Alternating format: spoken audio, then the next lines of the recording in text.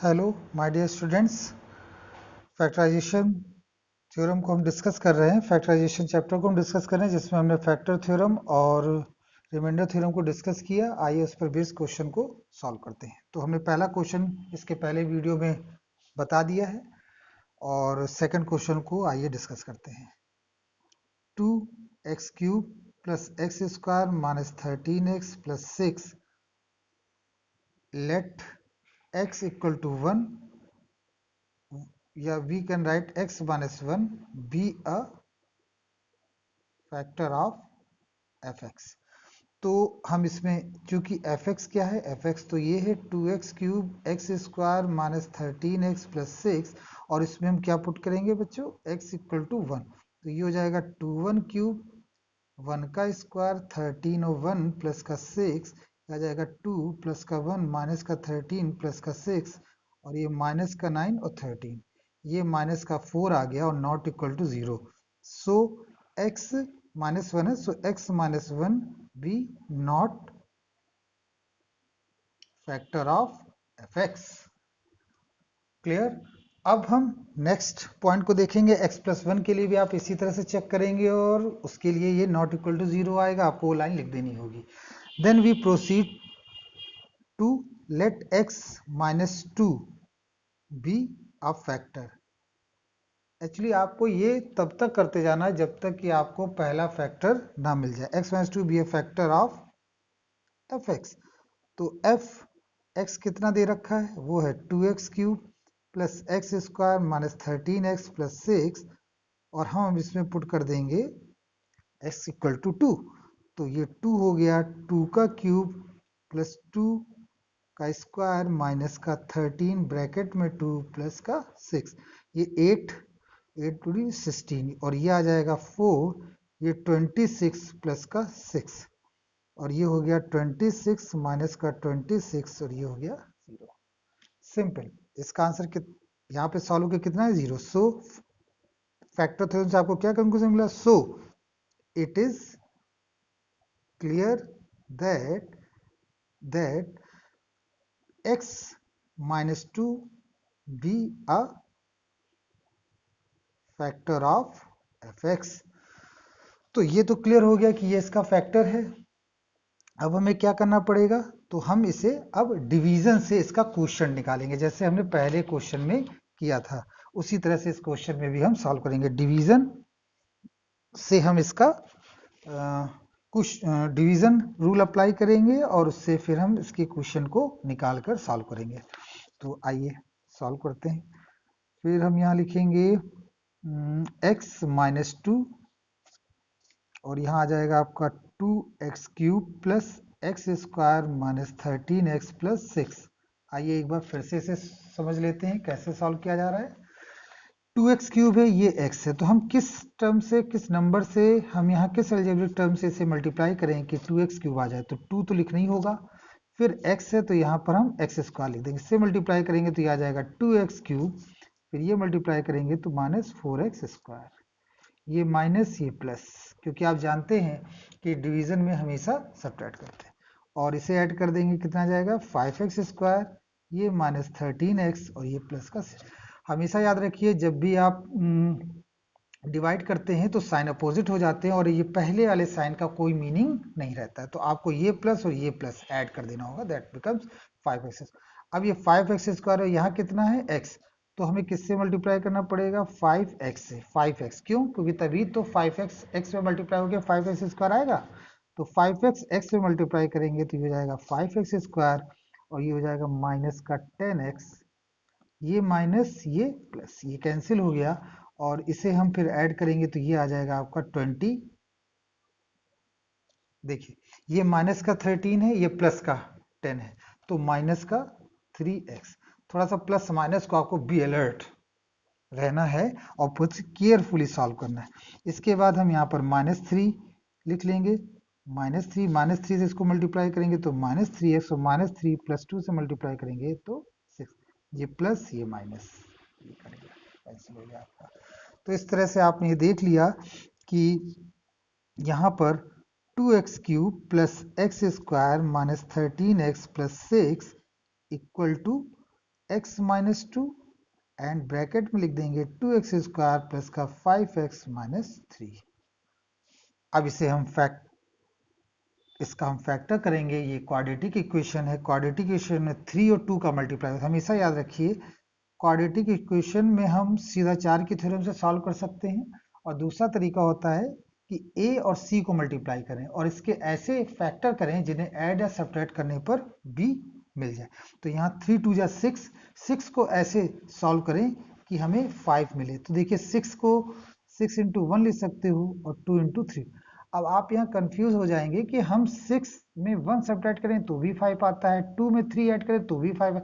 इनमें से कोई एक सही होगा और वो सही ये होगा। कैसे आप देखिए, इस पे पुट करते हैं वैल्यू, आपको क्लियर हो जाएगा। 2x स्क्वायर 5 की जगह हम क्या लिखें प्लस का 6x माइनस 3। आप जब इसे पुट करेंगे तो साइन की मिस्टेक होने लग जाएगी, साइन सेम नहीं होंगे, जिसकी वजह से आप कॉमन नहीं ले पाए और आप कंफ्यूज हो जाएंगे ये कैसे हो गया। तो बच्चों इसको एक बार अपनी तरफ से आप जरूर रखिएगा। 5x है तो +2 + 3x अपनी तरफ से जरूर रखिएगा, जिससे आपको ये कॉन्सेप्ट क्लियर हो सके। अब ये देखिए यहाँ ये दोनों सेम हो गए। अगर आप यहाँ पर -2 और +2 और +3 लेते तो ये दोनों साइन सेम नहीं होते, ये एक तरफ x+3 आ जाता और एक तरफ x-3 आ जाता और वो एक एरर होती। इसलिए यहाँ पर 6 इंटू 1 को हमने कंसीडर किया। अगेन x+3 को हमने कॉमन ले लिया और ये आ जाएगा 2x - 1 and this is your answer. I hope आपको ये समझ में आया होगा। क्वेश्चन बिल्कुल सिंपल है, सारे क्वेश्चन। इसका थर्ड पार्ट आपके लिए होमवर्क के रूप में है, इसे सॉल्व करिएगा। आइए एक और क्वेश्चन हम यहाँ पर लेते हैं जिससे कि आप समझ सकें। यहाँ लिखा है find the value of constant a and b if x-2 and x+3 are both factors of the expression this one. मतलब ये श्योर है कि x-2 और x+3 इसके फैक्टर हैं। ठीक है, क्वेश्चन में क्लियर कर दिया गया है कि x-2 और x+3 फैक्टर हैं। तो जब ये फैक्टर हो चुके हैं तो यकीनन है फैक्टर थ्योरम से ये वैल्यू 0 के इक्वल होगी। और हमें चूंकि यहाँ दो कांस्टेंट अननोन है कांस्टेंट, तो इसलिए यहाँ पर दो इक्वेशंस बनेंगी और उन दो इक्वेशंस की मदद से हम सॉल्व करेंगे और ए बी की वैल्यू को कैलकुलेट करेंगे।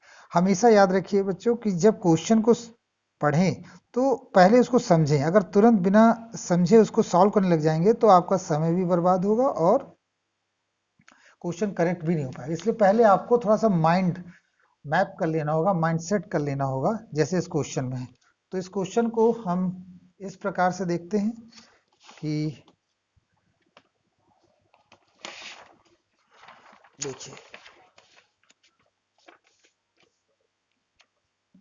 देखिए जो ये क्वेश्चन है हमारा, find the value of constant a and b x-2 and x+3 both are factor of the expression this one. तो हम यहाँ लिख देंगे f(x) = x³ ax² plus bx - 12। Now x-2 इसका फैक्टर है। अब हम लैंग्वेज नहीं लिख रहे हैं, इसका मतलब x = 2 हम इसमें पुट करेंगे और वो ऑटोमेटिकली क्या हो जाएगा 0। तो यहाँ लिखेंगे 2, ये हो जाएगा a, ये हो जाएगा 2 का स्क्वायर, ये हो जाएगा b, ये हो जाएगा 2 माइनस का 12, ये 8 प्लस का 4a प्लस का 2b माइनस का 12। और इसे हम सॉल्व कर लेते हैं तो 4a प्लस का 2b और माइनस का 4 आ जाएगा और यहाँ हम इसे होल्ड कर देंगे। लेकिन आपको ये पता है कि x-2 इसका फैक्टर है, इसलिए यहाँ पर इसका रिमाइंडर क्या आना चाहिए बच्चों 0। भाई देखिए ये तो हमने फार्मूले से अपना फैक्टर थ्योरम से किया, लेकिन हमें ये पता है f2 = 0 किस बेस पे लिखा, क्योंकि इन्होंने कहा कि x-2 फैक्टर है। और ये हमने कैसे निकाला, क्योंकि हम जानते हैं कि अगर कोई चीज फैक्टर है तो हम fx से पुट कर देंगे, fx जो पॉलिनोमियल है उससे पुट कर देंगे, जो वैल्यू निकलेगी वही हमारा रिमाइंडर होगा, वो किसके इक्वल हो जाएगा 0 के इक्वल। तो इसीलिए हमने यहाँ पर इसको 0 के इक्वल कर दिया। तो इंप्लाइज करके हम यहाँ लिख सकते हैं a + 2b = 4 और इसे और 2 से डिवाइड कर दें तो ये इक्वेशन और छोटी हो जाएगी और ये आ जाएगा आपका 12। नेक्स्ट x+3 है तो हम यहाँ पर क्या पुट करेंगे बच्चों -3। वेरी गुड, -3 यहाँ पर -3 का क्यूब प्लस का a -3 का स्क्वायर प्लस का b -3a और माइनस का 12।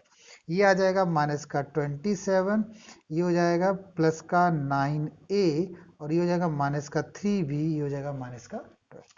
अगेन इसे सॉल्व कर लेते हैं। 9a को हम ऐसे ही लिख देंगे, -3b को ऐसे लिख देंगे, -12 और माइनस ये दोनों साइन माइनस के इसलिए ऐड हो जाएंगे और ऐड होने पर कितना आएगा बच्चों 9, 2 और 3 39 एंड और ये चीज किसके इक्वल हो जाएगी 0 के। क्यों?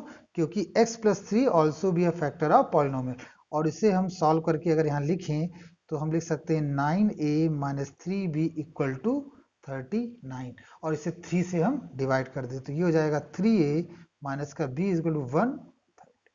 तो इस तरह से आपने देखा कि हमने ये दो इक्वेशंस यहाँ पर बना ली, that is 2a + b = 2 and 2a - b = 3a - b = 13।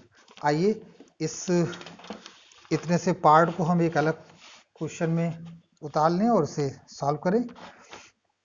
देखिए यहाँ से हमने इसे हल कर लिया है, सॉल्व कर लिया तो हमारा आया 2a + b = 2 and again 3a - b = 13।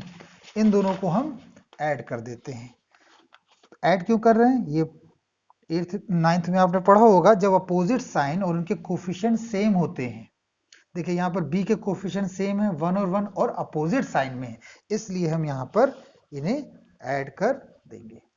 तो जब आप इसे ऐड कर देंगे यहाँ पर तो ये कैंसिल हो जाएगा, ये हो जाएगा 5a और यहाँ आएगा 15a = 3 और इस 3 की वैल्यू हम 2a पहली इक्वेशन आइदर फर्स्ट और सेकंड किसी भी इक्वेशन रख दें तो हमने फर्स्ट इक्वेशन रख दिया 2 ब्रैकेट में 3 + b = 2 6 + b = 2 b = -4 b = -4। इस तरह से आपको बच्चों ये इसका सॉल्यूशन प्राप्त हो गया। तो a की वैल्यू कितनी होगी 3 और b की वैल्यू कितनी होगी b की वैल्यू -4। आई होप आपको ये क्वेश्चन समझ में आ गया होगा। हमने कैसे सॉल्व किया मैं आपको बता दूं। क्वेश्चन में लिखा था, पहले क्वेश्चन को पढ़ लेते हैं। क्वेश्चन में लिखा था find the value of constant a and b। Clear है, x - 2 x + 3 दोनों ही इस एक्सप्रेशन के फैक्टर हैं। फैक्टर का मतलब होता है वैल्यू पुट करो, उसको 0 को इक्वल कर दो, वो हमने सॉल्व कर लिया। फिर -3 को 0 को इक्वल कर दिया, वो इस तरह से ये दो इक्वेशंस आई।